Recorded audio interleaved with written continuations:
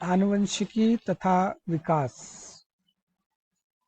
इससे पहले हम कुछ वीडियोस इस विषय पे बना चुके हैं, देख चुके हैं आप।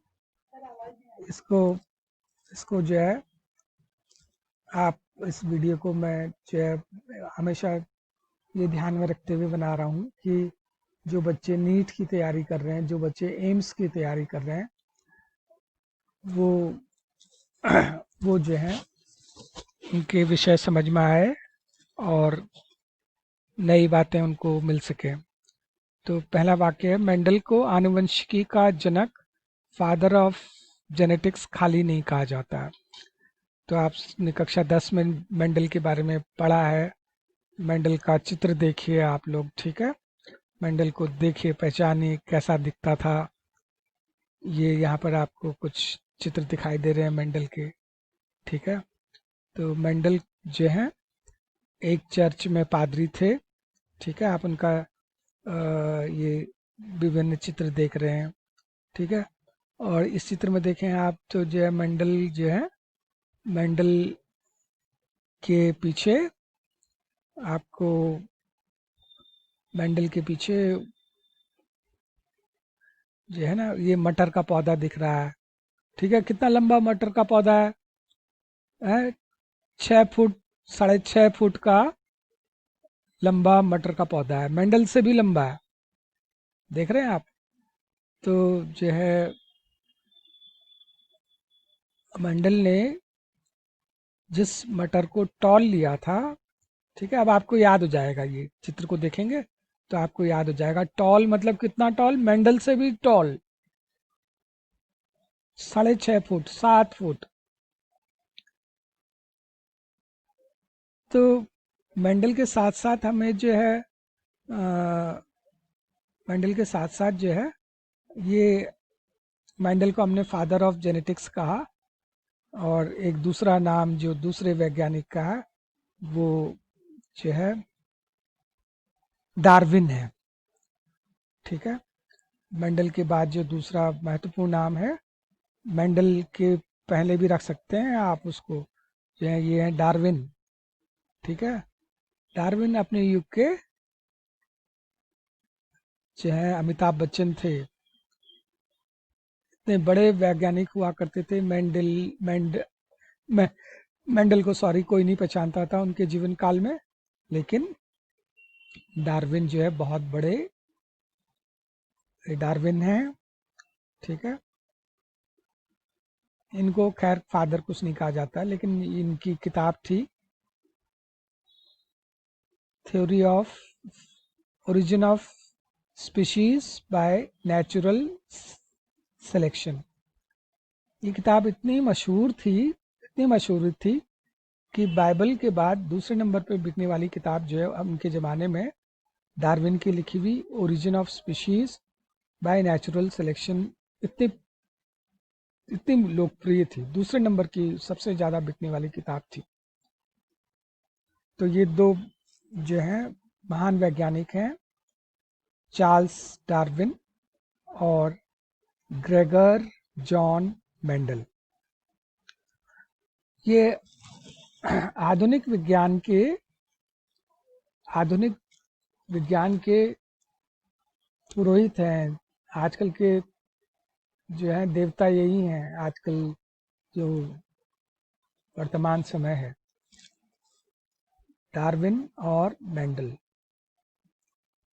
देखिए बीच में एक ऐसा समय आया जब जो है अ, विज्ञान की लोकप्रियता थोड़ा कम हुई, लोग जो है कंप्यूटर साइंस की तरफ को जाने लग गए, कई लोग जो है एमबीए करने लग गए, कुछ लोग जो है वकालत करने लग गए, ठीक है। और इंजीनियरिंग, ये सब लोकप्रिय हो गए। और जो है मेडिकल में खर्चा भी बहुत ज़्यादा आता है, महंगा होता है पढ़ाई इसकी, ये सोच करके बहुत से लोगों ने मेडिकल को पढ़ना छोड़ दिया। लेकिन जब से कोरोना और ये कोविड-19 आया है, तब से ऐसा लगता है मुझे कि आने वाले 100 साल जो हैं वो डॉक्टरों के ही होने वाले हैं। और आनुवंशिकी और डीएनए आरएनए के क्षेत्र में, जीन्स के क्षेत्र में ही आने वाले समय में आगे तरक्की जो है इसी क्षेत्र में होने वाली है। इसलिए मेरा अभी आप सभी बच्चों को जो है ये सुझाव है कि आप लोग जो है एम्स की तैयारी करें।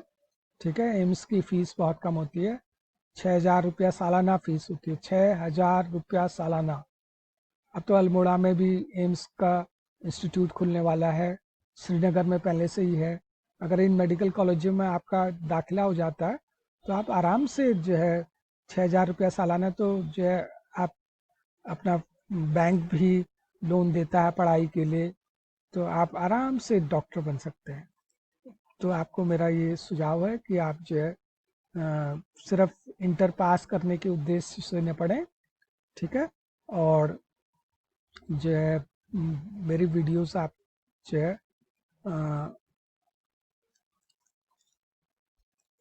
ध्यान से देखें, सुने, और उसमें कही गई बातों को आप जो है अपने मन में बैठाएं, चित्र बनाएं, उसका मानसिक एक अपने मन के अंदर जो बातें मैं बता रहा हूँ उनका एक चित्र बनाइए, ताकि ये आपके जहन में लंबे समय तक रहे। तो हमने पढ़ा कि मेंडल को आनुवंशिकी का जनक खाली नहीं कहा गया है। इसका मतलब ये हुआ कि पहले ऐसे आदमी थे जिन्होंने जो है माता पिता से लक्षण जो है बच्चों में किस तरह से जाते हैं इसके बारे में आसान और व्यवस्थित रूप में बताया। ये बताने वाले कि जो है माँ बाप से बच्चों में लक्षण किस तरह जाते हैं, सबसे सरल तरीके से किसी ने बताया तो मेंडल ने बताया। और इससे पहले भी लोग जो है, जब से मनुष्य बना है ना, तब से वो जानना चाहता था कि जो है माँ बाप से बच्चों में लक्षण कैसे जाते हैं। तो अगर तुम जो है आदि मानव की गुफाएं देखोगे तो वहाँ पर तुमको जो है जानवरों की और पेड़ों की, जो है पक्षियों के और जंगली जानवरों के, पालतू जानवरों के सबके चित्र मिलेंगे। ठीक है, मैं उसने जो है अब अपनी गुफाओं में और अपने पहाड़ों में जो है जो खतरनाक जानवर हैं जैसे शेर हैं और भालू है, चीता है, गैंडा है, हाथी है, इन सब के चित्र बना रखे थे, और ये बताने के लिए थे कि हमारे दुश्मन है, ये खतरनाक जानवर हैं और इनसे बच के रहो। ठीक है, और दूसरी तरफ उसने उन जानवरों के भी चित्र बनाए थे अलग की तरफ को, जो हमारे मित्र थे, जैसे घोड़ा हो गया, गाय हो गई। घोड़े का चित्र नहीं है, आदि मानव के समय में घोड़े का चित्र नहीं है। तो गाय और बकरी और कुत्ता, बिल्ली, इन सब के चित्र उसने अपनी गुफाओं में बनाए। तो हम ये जानते हैं कि जो है आदि मानव भी कैसे जानवरों को पालतू बनाया जा सकता है, ये जानते थे। उसके समय में जो है आपको गेहूं, चावल, मक्का, इन सब के जो है चित्र भी मिलेंगे। तो खेती बाड़ी करना जानता था। तो जेनेटिक्स समझना है तो इन बातों को भी समझना है कि जो है कहाँ से शुरू हुआ ये खेल, कि जो है माँ बाप से बच्चों में लक्षण कैसे आते हैं, ये खेल जो है कहाँ से शुरू हुआ, ये हम जो है आदि मानव के समय से समझने लग जाएं। तो ये जो है ये मेंडल साहब का चित्र है। तो ग्रेगर जॉन मेंडल को, इनका चित्र अपने दिमाग में बैठा लें। पादरी थे, पेशे से एक पादरी थे, और जो है ब्रून ब्रून ऑस्ट्रिया ऑस्ट्रिया देश था। ऑस्ट्रिया देश में ये ब्रून में एक पादरी थे, चर्च में फादर थे। और इसके अलावा जो है ये खेतों में मटर के ऊपर प्रयोग करते थे, और भी कई अन्य पौधे हैं जैसे हॉकवीड है और जो है ये गुआना पिग्स हैं, इन पे भी ये आनुवंशिकता के प्रयोग करते रहते थे। लेकिन जो है प्रयोग करते रहते थे और उनको अपनी डायरी में लिखते रहते थे। ठीक है, और उसके आधार पर उन्होंने जो है जो अपने रिसर्च पेपर था वो लिखा। और उस समय की कोई ऐसी लोकल टाइप की एक पत्रिका थी, न्यूज़पेपर था, उस पे उसको छापा। ठीक है, मेंडल के जो रिसर्च पेपर था उसका नाम था experiments on hybridisation on pea plants. Experiments of hybridisation on pea plants. और ये करीब 1866 में जो है छपा। मेंडल ने जो है उसके ऊपर मेंडल ने जो है उसके ऊपर बोला भी, जो है जिस संस्था में वो छापा गया था उसके ऊपर उन्होंने अपना जो है, ये यहाँ पर ये चित्र देखिए, ये जो है चित्र जो है मेंडल का, वो जहाँ जिस चर्च में वो पढ़ाते थे, मैथ्स और साइंस के टीचर भी थे वो उसी चर्च में जिसमें वो फादर थे, उसी के उसी में मैथ्स और साइंस के टीचर भी थे, तो उसका चित्र है ये। तो मेंडल ने जो है जब 1865 में अपना प्रयोग पूरा किए, 7 साल तक उन्होंने मटर पे प्रयोग किए, और जो है 1866 में 1866 में उनका रिसर्च पेपर जो है छपा। ये इंपॉर्टेंट सवाल है कि मेंडल ने कितने साल तक, सीपीएमटी के नीट की दृष्टि से और एम्स की दृष्टि से मैं आपको बता रहा हूँ, ठीक है। 12th का तो आप अच्छा कर ही लोगे, अगर आप नीट की तैयारी कर रहे हो तो, एम्स की तैयारी कर रहे हो तो 12th तो आपके अच्छा होना ही होना है। उसके साथ जो है मेंडल ने जो है अपना, देखो एक बड़ी विसंगति है कि जितने भी बड़े महान आविष्कारक हुए हैं उन्होंने अपने गुरु के पास या किसी न किसी अपने जानने वाले किसी अपने सीनियर को अपना काम दिखाते हैं। और ऐसे ही मेंडल भी जो है वो उस जमाने के एक बहुत मशहूर जो है वैज्ञानिक थे, एन ग्रू जो है वो एम्ब्रियोलॉजी के फादर भी कहलाते हैं। तो मेंडल ने अपना रिसर्च पेपर उनको दिखाया और एनग्रू ने कहा अरे खाली है, कोई खास नहीं है, ठीक है। तो मेंडल ने उसको छपा तो दिया, लेकिन वो बहुत निराश हो गए इस चीज़ से कि मेरा काम कोई बहुत अच्छा नहीं है। लेकिन जो है आज हम जानते हैं कि वो फादर ऑफ जेनेटिक्स हैं, ठीक है। तो हमने दूसरा पॉइंट पढ़ा कि मेंडल के कार्य को उनके जीवन काल में कोई पहचान नहीं मिल पाई। तो मटर के पौधे के ऊपर, जिसे हम पाइसम सटाइवम कहते हैं, और इसे गार्डन पी कहते हैं, गार्डन पी हिंदी में कहते हैं उद्यान मटर, उद्यान मटर। तो जो बच्चे मेडिकल की तैयारी कर रहे हैं उनके में एक सवाल आता है मेंडल ने किसके ऊपर प्रयोग किया। एक ऑप्शन ए होगा उद्यान मटर या गार्डन पी, दूसरा होगा मीठी मटर या स्वीट पी। स्वीट पी में आंसर नहीं होगा, गलत हो जाएगा वो। ज़्यादातर बच्चे स्वीट पी के साथ कंफ्यूज हो जाते हैं। मीठी मटर नहीं, स्वीट पी पे बैटेसन का कार्य था।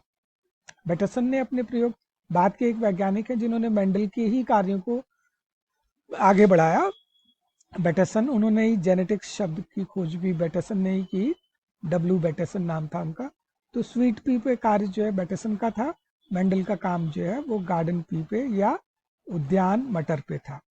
तो मेंडल के कार्य को उनके जीवन में कोई पहचान नहीं मिल पाई।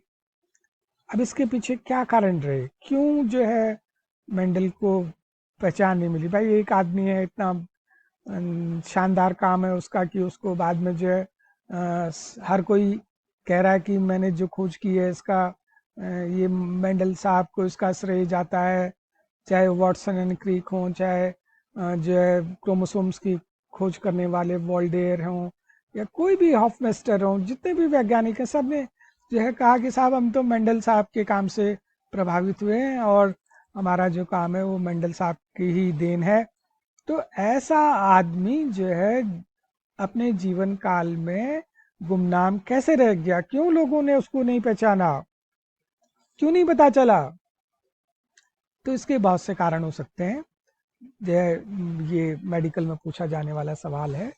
तो पहला पॉइंट तो ये है कि जो है मेंडल का जो रिसर्च पेपर था, experiments of hybridisation on pea plants, वो जो है एक बहुत लोकप्रिय मैगजीन में नहीं था, एक लोकल मैगजीन में था, लोकल न्यूज़पेपर में था, जो साल में एक बार कभी छपती थी।